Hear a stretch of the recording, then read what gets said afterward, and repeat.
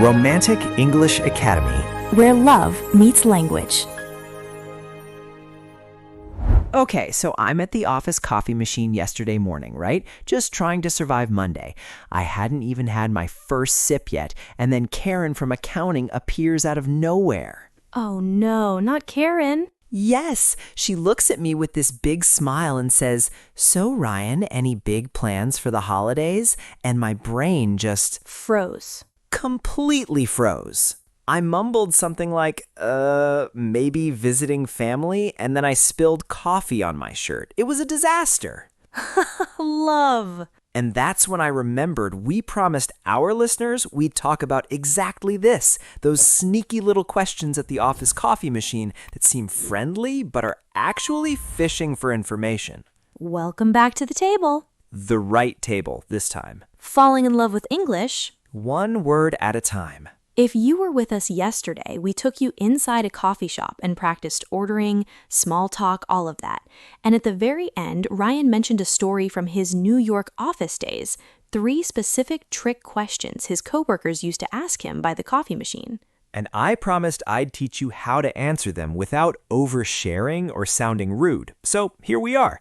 Today's episode is all about defensive English, the kind that protects your privacy while still keeping things friendly. And this is very relevant for B1, B2 learners, because the language we're going to use is not complicated, but it requires a bit of social awareness, knowing what to say, and just as importantly, what not to say. Exactly. So let's set the scene. You're in an office. You walk to the coffee machine hoping for 60 seconds of peace, and then a coworker slides up next to you and asks something that sounds innocent but feels off. These questions are what we call loaded questions or fishing questions. They're designed to get you to reveal more than you want to. And today we're breaking down the 3 most common ones and teaching you how to respond like a pro. Question number 1, and this is the one that got me yesterday. How was your weekend? Do anything fun? Ah, the classic. It sounds so harmless, right? But in an office context, it can be a trap. If you say, "Oh, I went to a wild party and stayed out until 3 a.m., suddenly everyone knows your business. If you say, "Nothing much," they might think you're boring or hiding something. So what's the balance? I used to panic and either overshare or undershare, but there's a middle ground. You can give a friendly, non-specific answer that still feels warm. For example, you could say, "It was really nice, actually. Just a relaxing one. How about you?" Notice how I said relaxing but didn't give details, and then I turned the question back to them. That's a key technique, deflect by asking about them. Deflect, I love that word. It means to change the direction of something. In conversation, deflecting is when you answer in a way that doesn't give away too much and shifts the focus. So let's practice that. Listener, I'm going to be Karen at the coffee machine.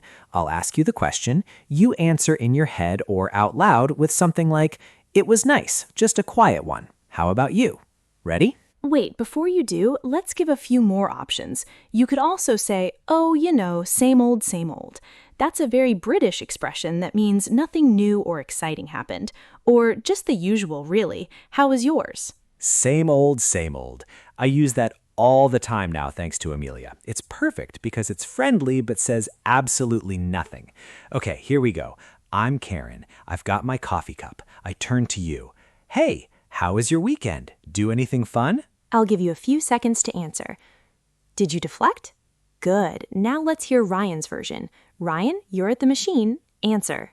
"Oh, it was nice. Just a quiet one. How about you?" Perfect. Friendly, vague, and the question goes right back. That's a B1 level response. Very simple. Now let's give a B2 level option.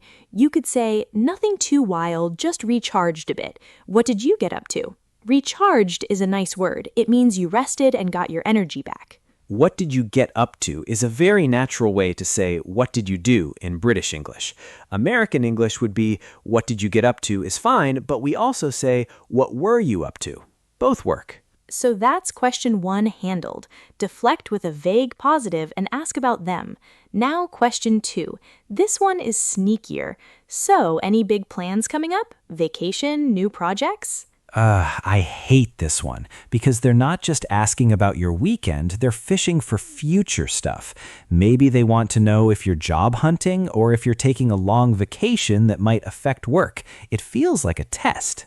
The trick here is to keep it light and, again, non-specific. You don't have to announce your life plans by the coffee machine. A good answer: nothing set in stone yet, just taking it week by week. Set in stone means confirmed, definite. Taking it week by week. I like that. It sounds responsible but vague. Another one. A few ideas floating around, but nothing concrete. Concrete means solid, real. So you're saying you have some thoughts, but nothing decided.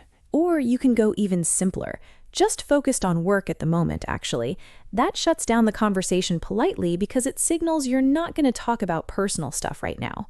Oh, that's good. Just focused on work at the moment. Very professional. And if they push, you can add, you know how it is. That little phrase creates a sense of shared understanding without saying anything. Let's do a quick prediction exercise. Listener, imagine you're at the coffee machine. A coworker says, "So, any big plans coming up?" What would you say? Pause and try one of these phrases. Say it out loud. I'll give you a moment. Okay, ready? Now let's hear a sample from Amelia. Amelia, any big plans coming up? Nothing set in stone yet, just taking it week by week. You? Nice. See how smooth that was? And now we're going to level it up a tiny bit. At B2, you might add a small friendly comment before deflecting, like, "Oh, I wish I had a tropical vacation planned, but no, just the usual work rhythm at the moment." That's nice because it shows a bit of personality. You wish you had a vacation, but you're still not revealing actual plans. Now, question 3. This one is the most dangerous. What do you think of the new manager, between us? Oof, the gossip trap. This is the one where they lean in, lower their voice, and try to get you to say something negative about someone. And if you answer honestly, it can come back to bite you. That's the perfect B2 expression. It can come back to bite you. It means something you say now can cause problems for you later. So how do you handle a gossip trap without looking like you're hiding something? You can use what I call the positive redirect. You say something neutral or slightly positive about the person, and then you change the subject. For example, "I haven't really formed an opinion yet. They seem professional." And then immediately, "Hey, have you tried the new coffee beans? They're really good." That's a great technique. Answer briefly and then redirect to a safe topic. Another phrase: "I think it's too early to say really. I'm just focusing on my own work." That's polite but closed. Or you can be a bit more direct, but still friendly. "Oh, I try not to get into office politics." Keeps things simple, you know? Office politics refers to the social games and power dynamics in a workplace. That phrase, "I try not to get into office politics," is very useful. It signals that you're not going to gossip, but it doesn't sound rude. And you can follow it with a smile and a question about something else. Let's role-play this one together. Ryan, you be the nosy coworker, I'll be me. And listener, pay attention to how I deflect. Okay. Hey Ryan, quick question. What do you really think of the new department head? Just between us. I think it's a bit early to say, honestly. They seem fine so far. Oh, by the way, did you see the email about the team lunch next week? I'm actually excited about the new place they picked. Smooth. You answered with a neutral opinion and then immediately shifted to the team lunch. The coworker will probably follow the new topic. Exactly. It's not about being dishonest. It's about protecting your own peace. You don't owe anyone your private opinions at the coffee machine. I think that's the emotional heart of this topic, actually. Ryan, you worked in that New York office for years. Did you ever feel guilty about not sharing? At first, yeah. I'm naturally an open person, you know me. I wanted to be friendly, so I'd answer those questions with way too much detail. And then one day, I overheard someone repeating something I'd said about wanting to look for a new job. It got back to my boss. Nothing terrible happened, but I felt so exposed. Oh, love, that's rough. It taught me that there's a difference between being friendly and being vulnerable with the wrong people. At the coffee machine, you can be warm, you can be kind, but you don't have to give pieces of yourself away. Learning these deflecting phrases actually helped me feel safer. And that's a really important lesson for language learners, too. Sometimes the difficulty isn't the words, it's knowing what's culturally appropriate to share in a workplace. In some cultures, talking about personal plans is normal. In others, it can be seen as oversharing. So learning these phrases is also learning a kind of social boundary setting in English, and that's a skill that takes practice. So let's do a mini recap before we jump into the big practice section. What were the 3 trick questions? Number 1, how was your weekend? Do anything fun? Number 2, so any big plans coming up? Number 3, what do you think of someone between us? And for each one, the strategy is similar. Give a vague positive, deflect, or redirect, and always have a safe topic ready to switch to. Safe topics include the weather, the coffee itself, a work project, a recent team email, or a compliment about the office plants. Office plants. I love that. Hey, have you noticed how well the ficus is doing? It's thriving. Instant topic change. You're not wrong. Now, listener, we're going to move into the active practice part. This is going to be the longest section of today's episode because we want you to actually practice responding. We're going to do a series of role-play scenarios. I'll play the nosy coworker. Amelia will be, well, Amelia. And we want you to jump in and answer, either in your head or out loud. Then we'll give model answers. And remember, we're at B1, B2, so we'll keep the language clear and natural. Some sentences will be simpler, some a bit more complex. The important thing is to try. Scenario 1. It's Monday morning, coffee machine. I'm Karen. I approach you with a big smile. Hey, how was your weekend? Do anything exciting? Pause and answer. Now I'll give a model answer. It was lovely, thanks. Really restful. What about you? Good. I'm not done, though. Nosy coworkers often follow up. So I say, oh, that sounds nice. Restful how? Did you go anywhere? This is where you keep it vague. You could say, no, just stayed local, caught up on some reading, nothing too adventurous. Then immediately ask, did you do anything fun? Perfect. She deflected the follow-up and returned the question. Let's try another one. I'm still Karen. I did, actually. I went hiking. So, any vacations coming up? Summer's almost here. That's questions 2 and 3 combined, plans and personal stuff. How would you answer, listener? Pause and try. Here's one option. Nothing booked yet, but I'm keeping an eye out for deals. You know how it is. Work's pretty busy right now. Keeping an eye out means looking for something. That's a good phrase. And you know how it is another way to deflect without giving information. Okay, new scenario. It's not Karen, it's Dave from sales, and Dave loves gossip. He leans in. So what's the deal with the new marketing director? You've worked with her, right? What's she like? Oh, the direct gossip trap. How do you handle that, listener? Pause and think. You could say, she seems really focused. I haven't had much interaction yet, to be honest. Hey, did you see the game last night? Nice. She seems really focused is a neutral positive. Then you switch to sports. That's a classic redirect. If you don't follow sports, you can say, hey, did you try those new cookies in the break room? Anything harmless. Now, we want to give you a few more defensive phrases that work across different situations. Let's do a rapid-fire round. I'll say a nosy question, and Ryan will fire back a deflection. Listener, you can say yours at the same time. I'm ready. Hit me. Are you thinking of applying for that senior role? Oh, I'm just focused on my current projects right now. Plenty to do. I heard there might be layoffs. Have you heard anything? I haven't heard anything, honestly. I try not to worry about rumors. How's your project going? You seem a bit tired lately. Everything okay at home? Just a busy phase, nothing to worry about. Appreciate you asking, though. Oh, by the way, is the printer working again? Beautiful. You acknowledged the question without answering it, thanked them, and then redirected to the printer. That's master-level deflection. Ha!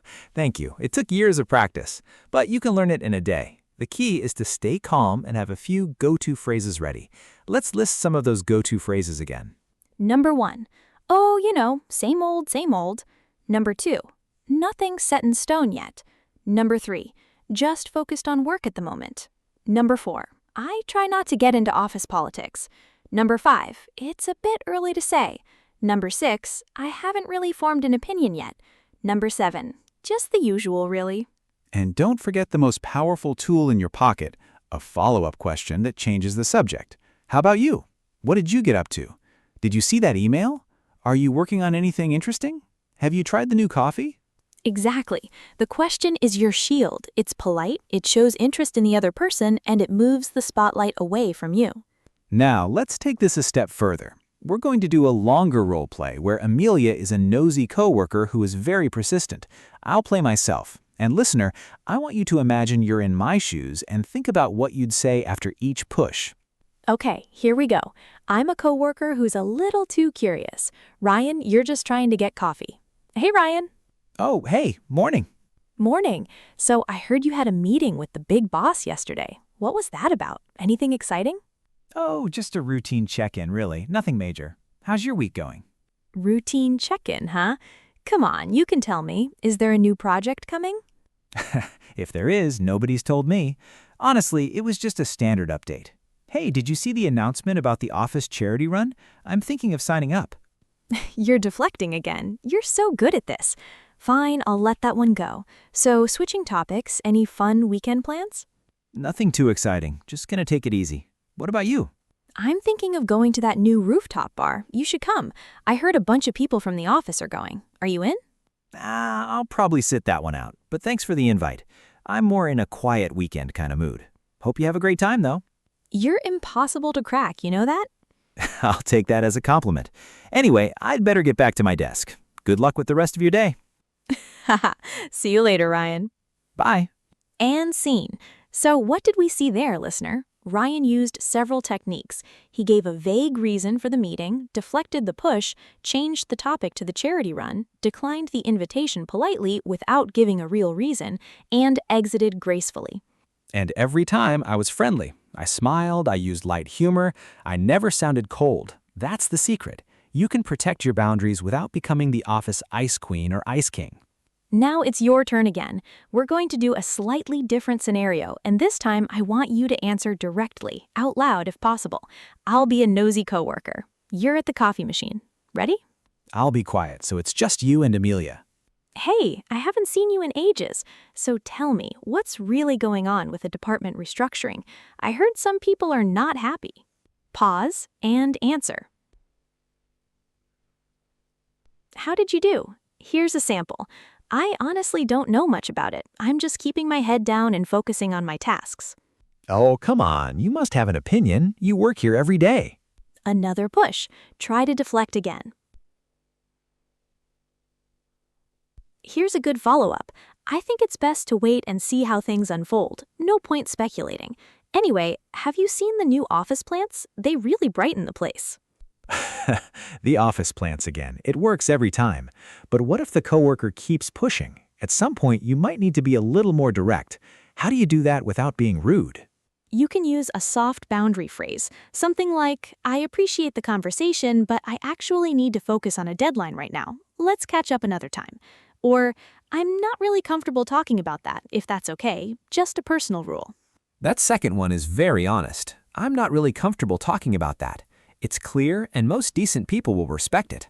If they don't, you can always grab your coffee and say, I'd better get back to it. Have a good one. Have a good one means have a good day. It's a friendly exit. So to summarize, deflect, redirect, and if needed, set a soft boundary and exit, all with a smile.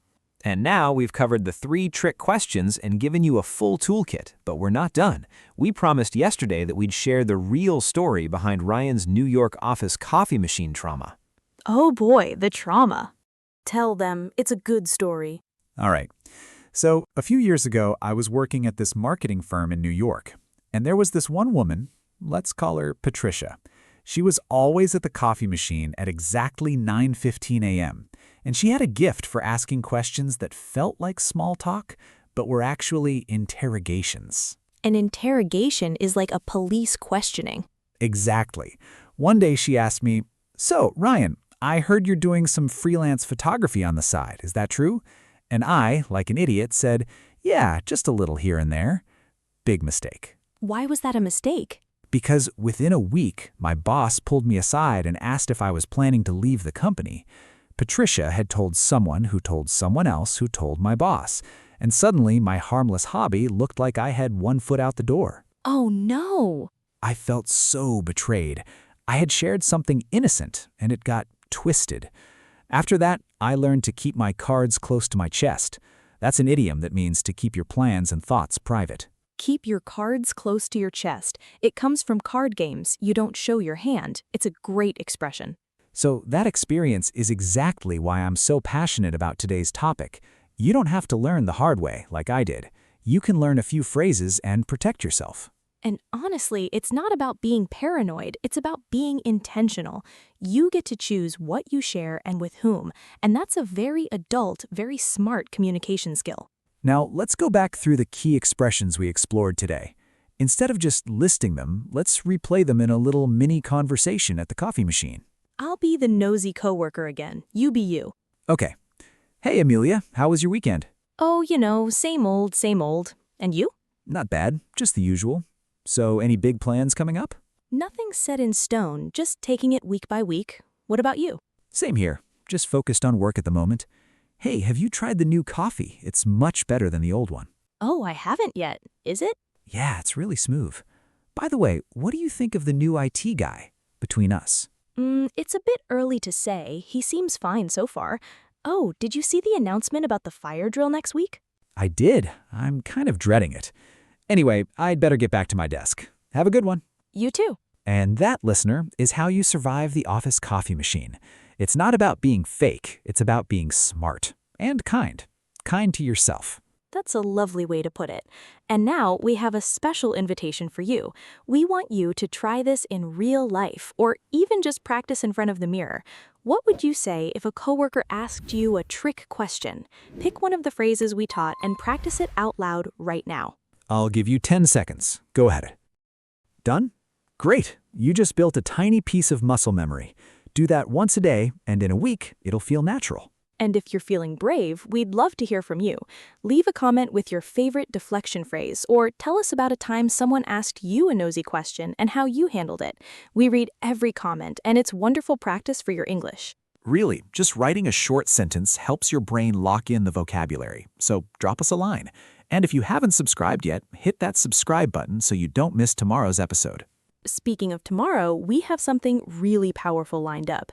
It's called Master English Fast, Powerful and Emotional Daily Conversations that Transform Your Speaking. We're going to dive into the kind of real, emotional exchanges that actually rewire your brain to think in English. Oh, this one is close to my heart.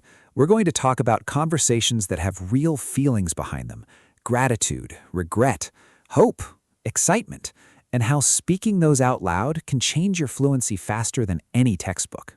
It's going to be a bit more personal, a bit more emotional, but completely practical. So join us for that. It's an episode you won't want to miss. Until then, thank you for spending your coffee break with us, or your commute, your lunch, your late-night learning session. Wherever you are, we're glad you're here. Falling in love with English. One word at a time. Bye, everyone.